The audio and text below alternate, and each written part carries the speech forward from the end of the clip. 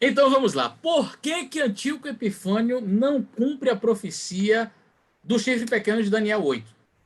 Nós chegamos em Daniel capítulo 8 e ali nós temos o carneiro com 2 chifres, nós temos um bode, e aí no desenrolar daquela visão que representa reinos, nos é apresentado ali um chifre pequeno que faz guerra contra os santos e tal.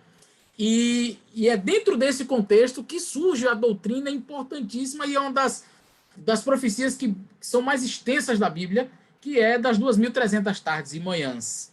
E você sabe que esta é uma doutrina é, fundamental no seio adventista, bíblica, extremamente bíblica.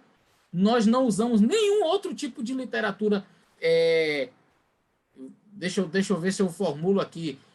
Como base doutrinária, eu digo, não usamos assim para fazer a nossa base doutrinária. Eu digo porque a gente pode usar um livro de história para comprovar dentro da história as datas, não é? Mas nós não utilizamos o ancião da igreja, um pastor ou qualquer outra pessoa para fundamentar esta nossa doutrina. Ela é exclusivamente baseada na Bíblia, somente na Bíblia.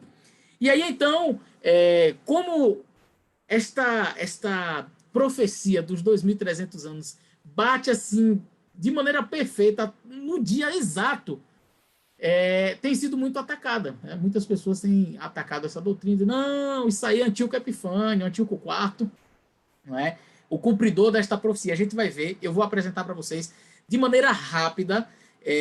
Eu pretendo depois gravar um vídeo, quem sabe aí até com os amigos mesmo, ou com o pastor Sérgio, ou com o pastor Michel, ou sozinho, talvez, sobre as razões por que o Antíoco Epifânio não pode ser, porque acredito que a gente não vai ter tempo para destrinchar realmente aqui. Eu tenho um PowerPoint para vocês terem uma ideia com mais de 60 slides. Aí eu separei uns pouquinhos assim para mostrar para vocês 12 razões por que ele não pode ser.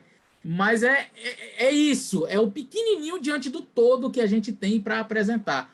Então eu queria já parar de conversar e apresentar aqui para vocês, então, as razões por que, 12 razões por que Antíoco Epifânio não cumpre a profecia de Daniel 8. Por que que ele não pode ser, tá? Vamos lá. Primeira razão. O texto de Daniel 8, verso 9, diz: de um dos chifres saiu um chifre pequeno que se tornou grande, ou se tornou muito forte. Esta é uma tradução do texto, essa tradução do texto nos levaria a identificar o chifre pequeno como sendo parte do Império Grego. E muitos interpretam assim, ó, de um dos chifres, então tem que ser de dentro do Império Grego.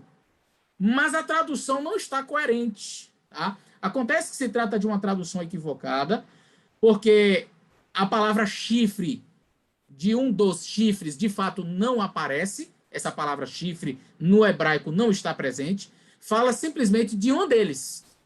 De uma deles, para ser mais preciso. E eu não vou ter tempo para explicar profundamente isso daqui, mas eu quero mostrar para vocês como que funciona na língua hebraica aqui, tá?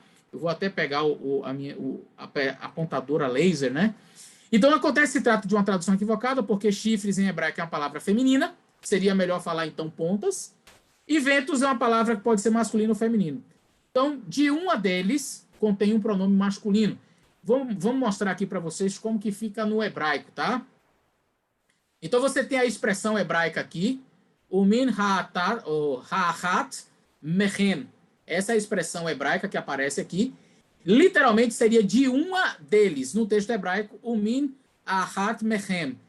Um no feminino, de uma, deles no masculino. Então, literalmente, seria essa a tradução. Chifres é feminino, ventos é masculino ou feminino. E céus seria, então, masculino.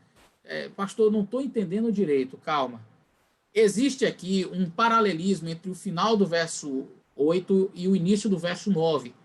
Esse paralelismo é demonstrado da seguinte forma. De uma deles, ou para os 4 ventos. Deixa eu pegar o texto hebraico, o texto em português para eu ler com vocês, o finalzinho que vai ficar mais fácil da gente entender. Capítulo 8 e o verso... capítulo 8, verso 8. E o bode se engrandeceu sobremaneira, mas estando na sua maior força, aquela grande ponta foi quebrada, e subiram no seu lugar 4 pontas notáveis, e aí agora vem essa expressão. Para os 4 ventos do céu. Pronto. Ventos, Tá aqui, eu até mostrei anteriormente aqui, olha. Ventos, masculino ou feminino, céus, masculino, tá? Então, dos ventos do céu. Aqui é Hashamai, tá? Dos ventos do céu. E aqui, de uma deles. Essa mesma expressão aqui, esse mesmo paralelismo que tem aqui, está traduzido aqui embaixo. Então, Learba, Ruhot, de uma, para os ventos do céu. E aqui, o Min Ha'hat Mechen, de uma deles. Vai formar um paralelismo poético perfeito, onde um vai combinar com ventos e eles vai combinar com céus. Então, na verdade, não é de um dos chifres que nasce, é de um dos ventos dos céus. Pastor, e aí eu vou trazer aqui o questionamento que um colega me fez uma vez. Mas, Eleazar, não tem lógica nenhuma. Eu vou até parar de compartilhar aqui. Não tem lógica nenhuma um chifre nascer do vento. Como é que um chifre nasce de um dos pontos cardeais? Você está falando que de um dos ventos seria de um dos pontos cardeais, não é? Mas não tem sentido. Aí eu dizia para ele, mas é simples. Lógica e sentido não é coisa que você vai estar buscando no livro de Daniel. Me diga qual é a lógica de um animal sair de dentro do mar com 2 asas e etc. Um leão ou um urso sair com 3 costelas na boca. Ou me diga qual é a lógica de um chifre ter boca, olhos, que fala blasfêmia, atinge os céus, faz guerra com todo mundo. Me diga qual é a lógica. Amigo, lógica não é algo que você vai encontrar no livro de Daniel. Se você está procurando ler o livro de Daniel, procurando lógica, você está lendo o livro de maneira errada. Então, o que a gente vai perceber é que o livro não está preocupado com a lógica em si, mas em apresentar verdades. Então, dentro desse paralelismo, você vai perceber nesse primeiro argumento que os ventos vai combinar com um e os céus combinando com eles. E aí, então, você tem a expressão literal de uma deles, ou seja, de um dos pontos cardeais, de um dos ventos. Ok? Então, esse é o primeiro argumento. Segundo, o texto de Daniel 8, verso 23, fala no fim do seu reinado. Antíoco Epifânio, ele não surgiu no final da dinastia Seleucida, e sim mais ou menos no meio dela. Ele foi o 8º de 20 reis seleucidas. Depois a dinastia continuou por mais 100 anos. Como é que... Porque o texto de Daniel 8, verso 23, eu vou ler também aqui com vocês. Daniel, capítulo 8, verso 23, fala exatamente isto. Vamos ver aqui, olha. Mas no fim do seu reinado, quando os prevaricadores acabarem, se levantará um rei de feroz catadura, que será entendido em adivinhações, fazendo uma menção aqui do Império Romano. Agora, como assim?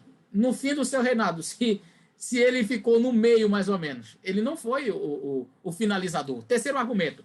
O chifre de uma besta nunca é símbolo de uma única pessoa. Ele significa sempre uma dinastia, um reino. E o reino de Antíoco IV era velho. Tá? Muito bem. E quem disse isso, eu até queria atribuir a fala a mim, mas quem disse isso foi o senhor Isaac Newton. Tá? Todo respeito a este grande físico e estudioso das profecias de Daniel. Então, não é um argumento meu. Esse daí veio de Isaac Newton. Quarto argumento. Antíoco IV, Antíoco Epifânio, ele não prosperou, porque o texto no verso 12 diz que ele prosperaria em tudo que ele ia fazer. Ele não prosperou, e não se tornou muito forte, como diz também no verso 9. Depois de invadir o Egito, que representaria a sua expansão para o sul, ele teve que retirar rapidamente de lá do Egito, determinado pelo Senado romano, comunicado pelo embaixador Pompílio Línias, ou Laínas. Ele botou o rabinho entre as pernas e, voltou. Disse, meu amigo, saia daí. Ele saiu. Isso é uma pessoa que tem poder, se expandiu. No leste, na Mesopotâmia, ele acabou morrendo numa batalha e para a Terra Gloriosa. As ambições dele ruíram, ainda com ele vivo. E disse que se engrandeceria para a Terra Formosa. Ele não teve sucesso também na Terra Formosa. Tá? Quinto argumento. Para acomodar a interpretação de Antíoco Epifânio com os 2.300 anos, ou as 2.300 tardes e manhãs, como sendo literais, são reduzidos para 1.150 dias literais. Por quê? Deixa eu explicar. Já tem a explicação aqui. Mas a expressão Erev Boker, tarde e manhã, é muito semelhante à designação usada em Gênesis 1 para referir ao dia de 24 horas. Os sacrifícios da manhã e da tarde associados ao santuário terrestre são mencionados de uma forma diferente. Então, deixa eu dar uma pausa aqui para explicar rapidamente isso aqui para vocês. É a ordem das palavras mesmo que eu estou me referindo. Quando você vai no livro de Gênesis, a expressão Erev Boker, tarde de manhã, referindo-se a um dia de 24 horas, é a mesma expressão que aparece ali em Daniel 8, e o verso 14. Pastor, em algum outro lugar na Bíblia, em algum outro lugar, essa expressão vai aparecer como referindo-se, por exemplo, aos sacrifícios? Nunca. Nunca. E como é que aparece? Todas as vezes que vai se falar do sacrifício, fala do sacrifício da manhã e da tarde. Manhã e tarde. A expressão tarde e manhã nunca quer dizer sacrifício. Quer dizer dia. Então dizer que, tarde e manhã, 2.300 tardes e manhãs, são 2.300 sacrifícios. Primeiro que a palavra sacrifício não está presente ali. Segundo, essa expressão, referindo-se a sacrifícios, ela não tem a sua validade. Por quê? Porque a expressão, quando se refere a sacrifício, é invertida. É manhã e tarde, e nunca tarde e manhã. Então, essa é uma observação muitíssimo importante a ser dita. Mas, se você fizer as contas, nunca vai bater com o Antíoco Epifânio. Isso aqui, para mim, é fantástico. Porque 2.300 dividido por 2 vai dar 1.150. Então, eles dizem que foram 1.150 dias literais. Só que não se encaixa matematicamente com os 3 anos e 10 dias de serviços interrompidos no templo. O que aconteceu? O Antíoco Epifânio foi lá, ele profanou o templo de certa forma, pegou um porco e sacrificou ali no altar e proibiu os sacrifícios, só que ele não cumpriu o dia exato, a data não bate. Não se encaixa com os 3 anos e 10 dias de serviço que foram interrompidos. 1.150 dias era o período da metade dos 2.300, mas a quantidade de tempo que Antíoco Epifânio proibiu, diríamos assim, o sacrifício, foi outra. Aí um colega que não concorda com o pensamento disse assim, não, mas aqui a gente tem que ver aproximado. Eu digo, enquanto você vê aproximado, a profecia do jeito que eu acredito, bate o martelo na cabeça do prego. Não falha nenhum dia. É perfeito. E a Bíblia não tem esse negócio de aproximado, não, ou não é. Aproximado? Não. A Bíblia é exata, ela não trabalha com aproximação, não. A matemática bíblica é perfeita. Sexta, a estreita relação entre Daniel 2 e 7 indica que há uma conclusão gloriosa da profecia. Mas por acaso Judas Macabeu, judeu, derrotou Antíoco IV, como vindo nas nuvens do céu. Mas por acaso Judas Macabeu, o judeu que derrotou Antíoco IV, como vindo nas nuvens do céu, como filho do homem? Porque diz que seria derrotado dessa maneira. O chifre pequeno é derrotado com Jesus vindo na nuvem do céu, e você pode fazer o paralelismo entre Daniel 2 e Daniel 7, que você vai perceber. Como é que seria um reinado eterno? Não faz sentido. Nem a interpretação preterista e nem a futurista correspondem aos critérios do texto ou do testemunho de Jesus, que é um argumento que a gente vai usar também mais à frente. Sétimo argumento, o chifre pequeno, ou a ponta pequena, arrasou o santuário até o solo. Daniel 8, verso 11. Isso não aconteceu sobre o período do Antíoco IV, pois ele deixou o santuário de pé. Novamente, quem disse isso foi Isaac Newton, tá? Oitavo, o foco de Daniel 8,14 não é o santuário templo judaico, que era passageiro e um símbolo de Jesus. Uma profecia dessa magnitude não se limitaria a um santuário passageiro, mas se ligaria a algo mais complexo e importante. Nesse caso, o santuário a ser purificado é o do céu, após 2.300 anos. Um nono argumento tem que ver com as 70 semanas, que você sabe dá um total de 490 anos. E a expressão que aparece em Daniel 9, verso 24, 70 semanas estão cortadas. Hatar, eu acho que essa é a expressão hebraica. Hatar, estão cortadas para o teu povo. Ora, se ela foi cortada, tem que ser cortada de um período maior, mas se 2.300 dias forem literais, ou 1.150 dias literais, não tem como você cortar 1.150 dias literais de 490 anos. Décimo argumento. E para mim, esse daqui, se você não decorou nada, não sabe do hebraico, não sabe de nada, simplesmente faça essa pergunta para qualquer pessoa que lhe questionar, ele não vai te responder. E a pergunta é, se Antíoco Epifânio cumpriu a profecia de Daniel 8,14 e ele promoveu a abominação desoladora, por que é que Jesus, em Mateus 24, eu vou ler para vocês, Mateus 24, verso 15, Jesus disse o seguinte: quando, pois, virdes, futuro, quando vocês virem a abominação desoladora de que falou o profeta Daniel. Então, Jesus ainda é específico em dizer qual é de que se está se tratando, para ninguém dizer assim, ah, mas isso aqui é outra abominação desoladora, tem nada a ver com Daniel. Ele ainda cita de que falou Daniel, que está no lugar santo, quem lê entenda. Então, os que estiverem na Judéia, fujam, etc. Opa! Jesus projetou a abominação desoladora para o futuro. E isso acontece lá no capítulo 8 de Daniel. Ora, se Antíoco Epifânio foi quem promoveu a abominação desoladora, descrita em Daniel 8, como é que Jesus diz que ela está no futuro? Jesus não conhecia a profecia? Aí agora fica uma situação difícil, né? Para mim, esse argumento aqui já fecharia a questão. 11. O chifre pequeno se levantaria contra o príncipe dos príncipes. Daniel 8, verso 25 diz isso. Sendo que o príncipe, nesse contexto aí, é Jesus Cristo, conforme está em Daniel 9, verso 25 também, concluímos que o chifre pequeno não pode ser Antíoco Epifânio, pois Antíoco Epifânio morreu muito antes de Jesus nascer. Como é que ele vai se levantar contra o príncipe dos príncipes e Antíoco Epifânio morreu anos antes de Cristo nascer? E o último argumento que eu uso para mostrar é a questão do tamid, o contínuo. O termo hatamid, que é o contínuo, é geralmente traduzido pelos comentaristas como sacrifício diário. Na sua Bíblia deve estar assim, não é? Sacrifício diário, oferta regular, o sacrifício tamid e similares.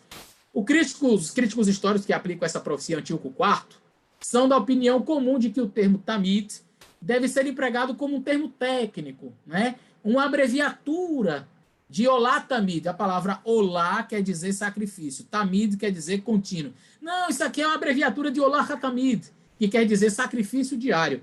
Então, tudo para tentar dizer que Antíoco Epifânio, quando proibiu o povo lá de sacrificar, ele estaria cumprindo essa profecia, não é? Porque até 2.300 tardes de manhãs o santuário será purificado. E fala desse tamid que seria tirado. Só que o texto não fala em nenhum momento de olá, não fala de sacrifício. E eu vou explicar por quê. Quais são os questionamentos que eu faço a essa tese? Primeiro, o emprego de um modelo antíoco e um termo técnico do Talmud judaico composto no quarto século depois de Cristo são procedimentos seguros para interpretar a expressão bíblica de um livro apocalíptico do Antigo Testamento. Eles dizem, não, mas isso aqui é um termo técnico. Só que esse termo técnico só veio aparecer no Talmud judaico no século IV depois de Cristo. Então eu não posso dizer que essa era a visão da época, porque na época não se usava. Segundo, por que o escritor de Daniel 8, 11 e 12 não usou a expressão normal do Antigo Testamento para sacrifício diário, que era olá hatamid, se ele tinha isso em mente? Então, quando você vai em Daniel 8, verso 11 e 12, e a gente vê as ações do chifre pequeno ali, olha o que diz aqui, ó, Daniel 8, 11 e 12. Fala assim, olha, e o chifre, né, esse chifre, se engrandeceu até o príncipe dos exércitos, e por ele foi tirado o contínuo sacrifício. Mas não era sacrifício. A palavra sacrifício não existe aqui. Só existe a palavra contínuo. Tem algumas Bíblias que apresentam essa expressão em itálico, a palavra sacrifício. Você pode conferir na sua Bíblia. Na minha está em itálico aqui. Por quê? Porque a minha coloca em itálico aquilo que não está no original. É algo que o copista, o tradutor, colocou para fazer sentido, mas está fazendo sentido só para ele. O texto bíblico, realmente, a palavra sacrifício não aparece aqui. Então diz que ele tiraria o contínuo sacrifício e o lugar do seu santuário foi lançado por terra. E o exército lhe foi entregue e o sacrifício contínuo, não existe novamente a palavra sacrifício. Só fala do contínuo, o contínuo, o contínuo. Mas por que isso é importante, pastor? Simples.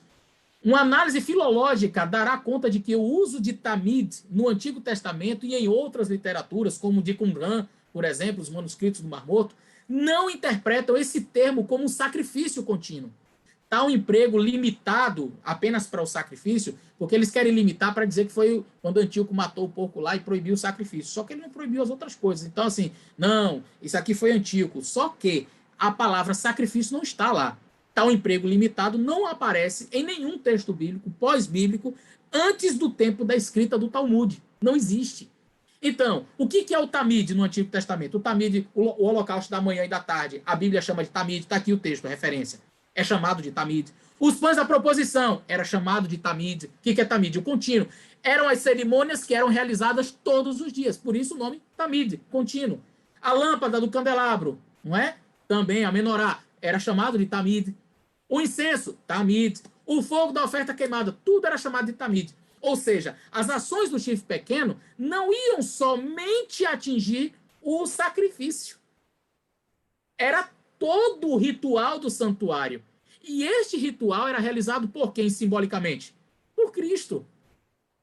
Então, as ações do chifre pequeno eram justamente para tentar tirar de Cristo as prerrogativas dele. Por isso que não pode ser aplicado a Antíoco, mas a Roma. Roma papal, que assume prerrogativas no lugar de Cristo. Tira de Cristo a sua intercessão e coloca o homem para ser o intercessor no lugar de Cristo. Qual seria, então, uma tradução bem próxima do original? Eu coloquei aqui, olha. E o chifre pequeno se engrandeceu até mesmo sobre o príncipe do exército, que é Jesus Cristo. Isto é, tirou dele o serviço contínuo e jogou ao chão o fundamento de seu santuário. Ou o fundamento do seu santuário foi derrubado. Então, esta é a melhor tradução. Queridos, eu apresentei 12, fui de maneira bem rápida, eu tentei ser sucinto, para vocês entenderem por que Antíoco Epifânio de jeito nenhum pode cumprir essa profecia de Daniel. Só pode ser um outro poder que nós entendemos ser o poder romano religioso. Uma coisa interessante é, no capítulo 8, verso 11, no capítulo 8, verso 9, tem aquela questão que o pastor Eleazar escreveu da diferença de gênero e etc. E do verso 9 até o verso 10, versos 9 e 10, todas as ações do chifre são descritas com verbos no feminino. Só que no verso 11 muda. E no verso 11, quando fala de tirar o contínuo, de lançar abaixo, é interessante. Ele não lança abaixo o santuário, ele lança o Makon Mikdeshô. Não é texto hebraico. Não é o santuário que ele leva, que ele derruba efetivamente. No texto hebraico, ele derruba o lugar do santuário. E aí, o que significa esse lugar do santuário? A palavra Makon, em hebraico, ela tem vários significados, mas ela aparece no Salmo 119 como significando a base de sustentação do trono, a base de sustentação do trono divino. E aí ele fala o seguinte: verdade e juízo são a base do seu trono. Então, o que é o Makon? Pode ser associado também. Pode ser associado a verdade e juízo, que são a base do santuário. Se no santuário, e aí você tem essa mudança de feminino para o masculino, e os autores, o Gerhard Hasel, por exemplo, no artigo, é um artigo que todo mundo ama esse artigo dele, maravilhoso esse artigo sobre o chifre pequeno, etc., ele mostra o seguinte, que vários eruditos têm pensado disso, não apenas adventistas, como mundo fora. Essa mudança do feminino para o masculino mostra uma mudança de ênfase e de fase também. As fases, todo o aspecto horizontal, esse aspecto horizontal, ele é agora contraposto por um aspecto vertical. E aí, nesse aspecto vertical, há uma mudança das formas verbais também. Um outro ponto interessante, dois pontos interessantes, eu termino com isso, que é o seguinte: quando fala que de um deles, Mehem, na verdade não usa a expressão para crescer em hebraico. A expressão utilizada, o verbo utilizado ali é yatsar, que é mover, vem do verbo mover-se. A ideia é de movimentação e expansão, e não de saída como origem, como se um deles, de outro lugar, fosse origem. O que se contempla é que de uma das determinadas direções do quadrante, o chifre se move, entendeu? O chifre se move. E ao chifre se mover, você vai ter, então, que ele sai de uma determinada posição para outra posição. O texto hebraico, ele é ambíguo em alguns sentidos para dizer de onde, qual é a direção.